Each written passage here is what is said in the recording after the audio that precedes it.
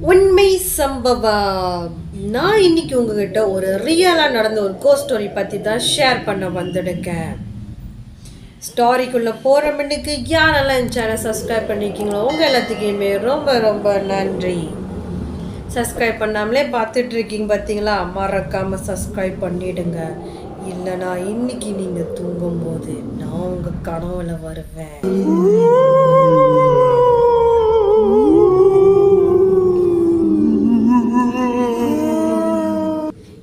ரியலாக நடந்த கோஸ்ட் ஸ்டோரியை நம்மக்கிட்ட சொன்ன ஒரு பேர் வந்து முரளி. இந்த முரளிக்கு நடந்துச்சா பார்த்தீங்கன்னா, ஆமாம், இந்த கதை முரளிக்கு நடந்த விஷயம்தான். முரளி ஒரு அழகான கிராமத்தில் இருக்கார். அவர் வந்து 2014 திருமணம் பண்ணுறாரு. வீட்டில் அரேஞ்ச் பண்ணி பொண்ணு பார்த்து கல்யாணம் பண்ணி வைக்கிறாங்க. ஸோ இவங்களுக்கு வந்து இப்போ வந்து 2 குழந்தைகள் இருக்காங்க. ஸோ 2014 கல்யாணம் பண்ணாங்க. 2018 வந்து அவங்களுக்கு வந்து 2 குழந்தைகள் இருக்காங்க. முரளியோட ஒய்ஃபு வந்து ரொம்ப சந்தோஷமாக தான் பிள்ளைங்க மேலேயும் அவங்க ஹஸ்பண்ட் மேலேயும் ரொம்ப அக்கறை எடுத்துப்பாங்க. அவங்களுக்கு அவங்கள ரொம்ப பிடிக்கும். ஸோ இவங்க வந்து கல்யாணம் பண்ண புதுசெல்லாம் நல்லா தான் இருந்திருக்காங்க. இந்த 2018 வந்து இவங்களுக்கு என்ன ஆச்சுன்னா, என்னை வந்து தனியாக விடுங்க, நான் தனியாக இருக்க ஃபீல் பண்ணுறேன் அப்படின்னு சொல்லி எப்போதும் அவங்க ஹஸ்பண்ட்கிட்ட சொல்லிக்கிட்டே இருப்பாங்க. நான் தனியாக இருக்க போகிறேன், என்னை தனியாக விடுங்க, தனியாக விடுங்க அப்படின்னு இவங்க வந்து சொல்லிக்கிட்டே இருப்பாங்க.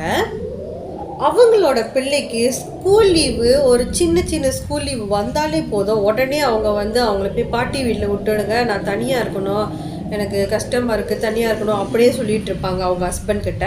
ஸோ முரளியும் இதை வந்து பெருசுப்படுத்தாமல் சரின்ட்டுன்னா அவங்க அம்மா வீட்டிலலாம் போய் விட்டுடுவாங்க. அவங்க வந்து இந்த முரளியை எப்படியாவது வெளியில் அனுப்பணும், இவங்க கூட வச்சுக்க கூடாதுன்னு எப்படி வந்தாலும் இங்கே போ அங்கே போ அப்படி இப்படின்னு சொல்லி அவாய்ட் பண்ணிக்கிட்டே இருந்திருக்காங்க.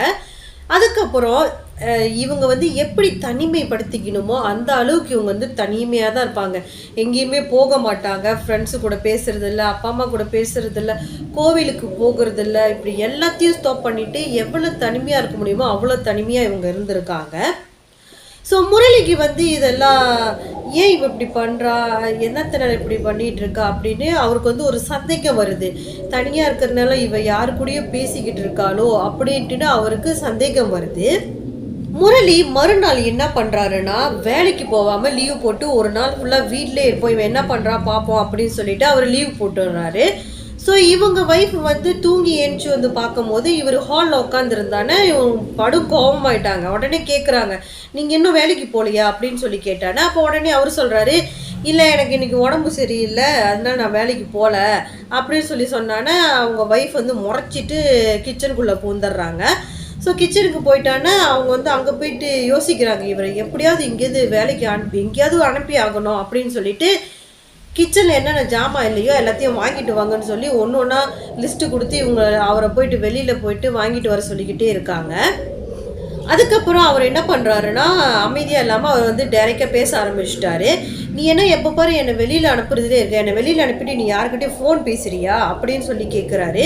வீட்டில் தானே இருக்க, எதுக்கு உனக்கு ஃபோனு அப்படின்னு சொல்லி கேட்டானே. அதுக்கு கொஞ்சம் கூட யோசிக்காமல் அவங்க ஒய்ஃப் என்ன பண்ணுறாங்களா, நான் வீட்டில் தானே இருக்கேன், எனக்கு எதுக்கு ஃபோன், இருந்தாங்க நீங்களே வச்சுக்கிங்கன்னு சொல்லி ஃபோனை கொண்டு வந்து நம்ம முரளிக்கிட்டே கொடுத்துட்டாங்க.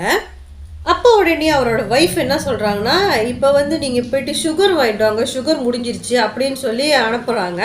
ஸோ அவருக்கு வந்து முரளிக்கு வந்து தெரிஞ்சிருச்சு, இவள் வந்து நம்மளை வீட்டு விட்டு விரட்டலில் தான் இருக்கா, அப்போது நம்ம வெளியில் போனானே இவன் என்னமோ பண்ணுறான் அப்படின்ட்டுன்னு இவர் என்ன முடிவு எடுக்கிறாருன்னா, அவர் கையில் தான் 2 ஃபோன் இருக்கேன், அதனால் அவங்க ஒய்ஃபு ஃபோனுக்கு வந்து கால் பண்ணிவிட்டு அந்த ஃபோனை வந்து ஒரு மூலையில் வச்சுட்டு இவர் வந்து போகிறாரு, ஒன்றுமே தெரியாமல் போகிறாரு. ஏன்னாக்கா ஒன்று இவ யாருக்கிட்ட கால் பண்ணுறதா இருந்தால் ஃபோனை கட் பண்ணிவிட்டு கால் பண்ணணும், அப்படி இல்லையா வீட்டுக்கு யாராவது வரணும், அது வந்து நமக்கு தெரியணும் அப்படின்னு சொல்லிட்டு இவர் அழகாக ஃபோனை வச்சுட்டு ஒன்றுமே தெரியாத மாதிரி கதைக்கு போகிறாரு.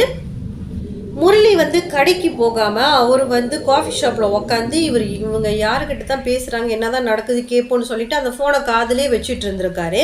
கொஞ்ச நேரம் சென்று இவர் நினச்ச மாதிரியே ஒன்று நடந்துச்சு. என்ன நடந்துச்சுன்னா, அவங்க ஒய்ஃப் வந்து யாருக்கிட்டையும் பேசிக்கிட்டு இருக்கிற மாதிரி சவுண்ட் கேட்குது.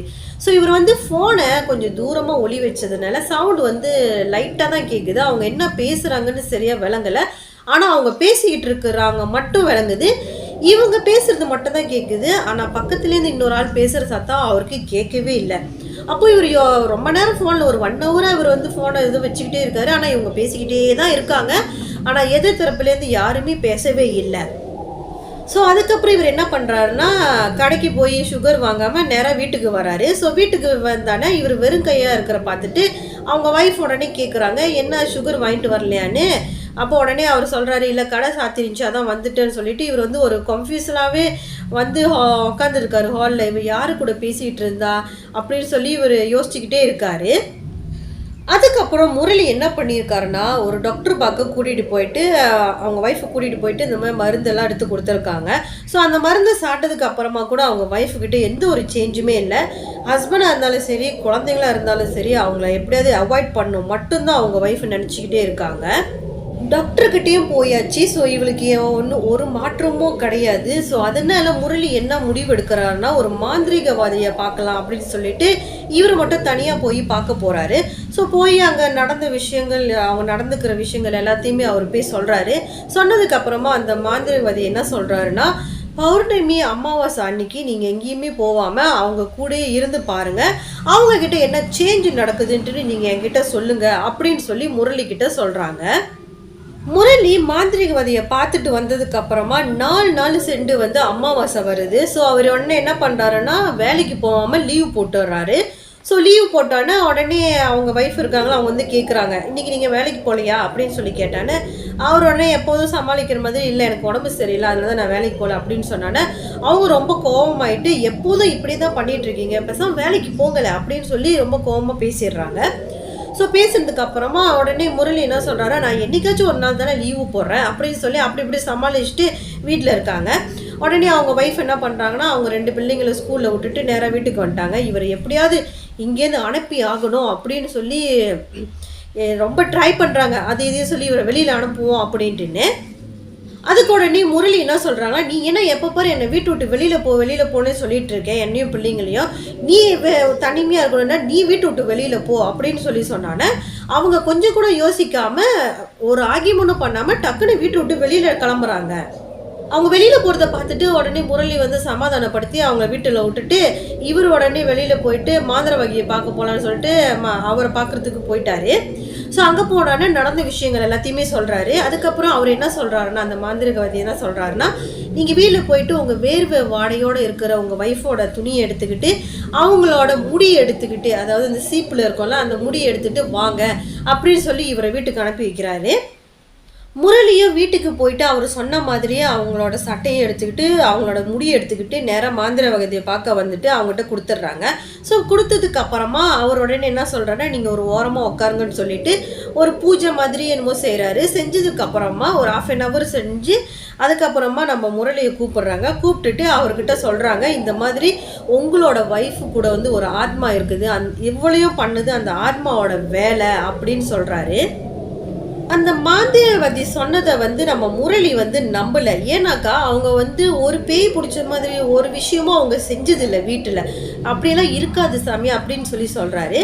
அதுக்கு உடனே அந்த மாந்திரவாதி என்ன சொல்கிறாருன்னா, நீங்கள் எப்படியாவது அவங்கள நாளைக்கு வந்து இங்கே கூட்டிகிட்டு வாங்க, அவங்க வராங்களான்னு பாருங்கள், எப்படியாவது கூட்டிகிட்டு வந்துடுங்க அப்படின்னு சொல்லி சொன்னோன்னே உடனே நம்மளோட முரளி என்ன பண்ணுறாங்க, இன்றைக்கி வீட்டுக்கு போயிட்டு மறுநாள் காலையில் சமாதானப்படுத்துகிற மாதிரி, வா நம்ம இங்கே போகலாம் அங்கே போகலாம் அப்படி இப்படின்னு சொல்லி வீட்டிலேருந்து வெளியில் வற்புறுத்தி கூட்டிகிட்டு வந்துடுறாரு. ஸோ கூட்டிகிட்டு வந்துட்டானே இந்த மாந்திரவாதி வீடு வந்து மேல் ஃப்ளோரில் தான் அவர் வந்து இந்த சாமி இதெல்லாம் பார்த்துக்கிட்டு இருக்காரு.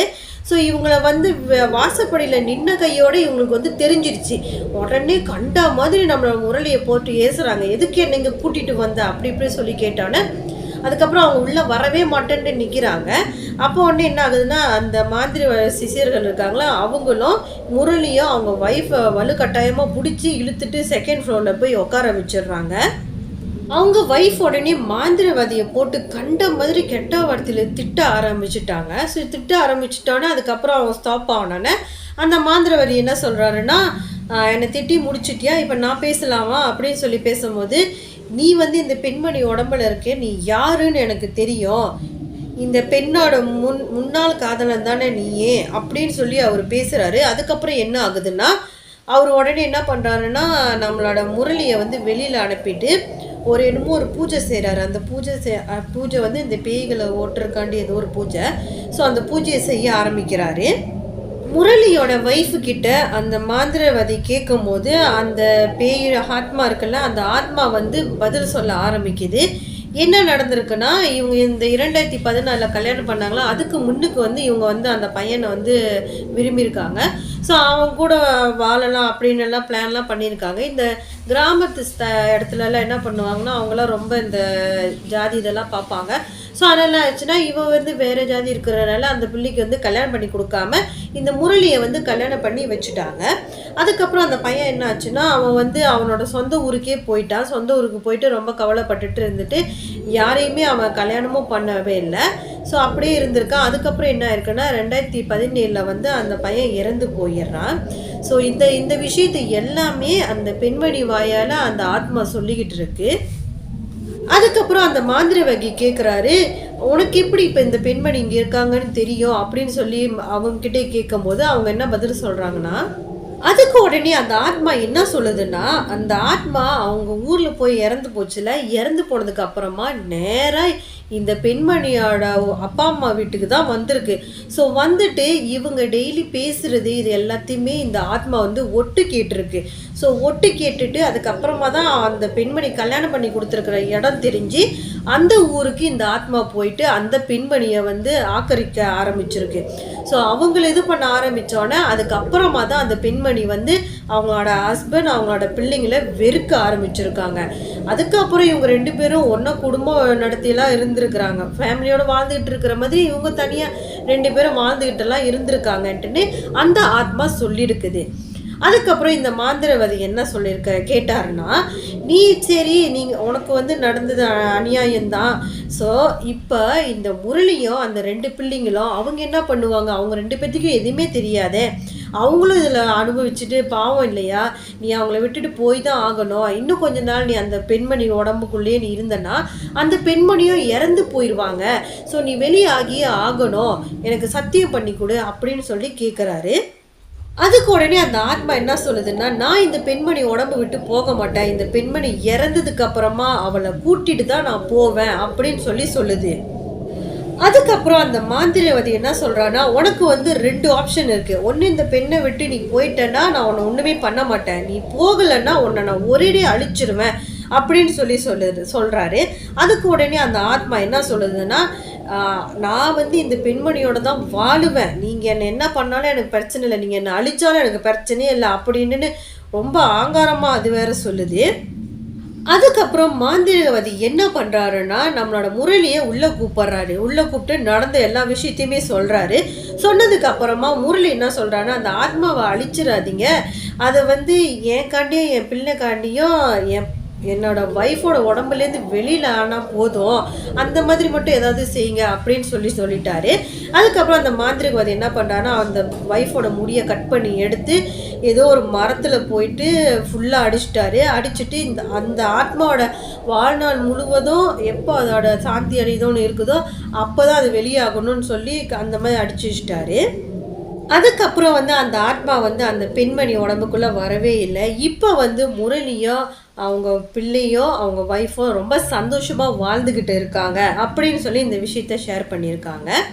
ஸோ இது வரைக்கும் யாரெல்லாம் என் சேனலை சப்ஸ்கிரைப் பண்ணிக்கிங்க உங்கள் எல்லாத்துக்குமே ரொம்ப ரொம்ப ரொம்ப நன்றி. அப்புறம் சப்ஸ்கிரைப் பண்ணாமே பார்த்துட்ருக்கீங்க பார்த்தீங்களா, மறக்காமல் ஒரு சப்ஸ்கிரைப் பண்ண தட்டி விட்டுடுங்க.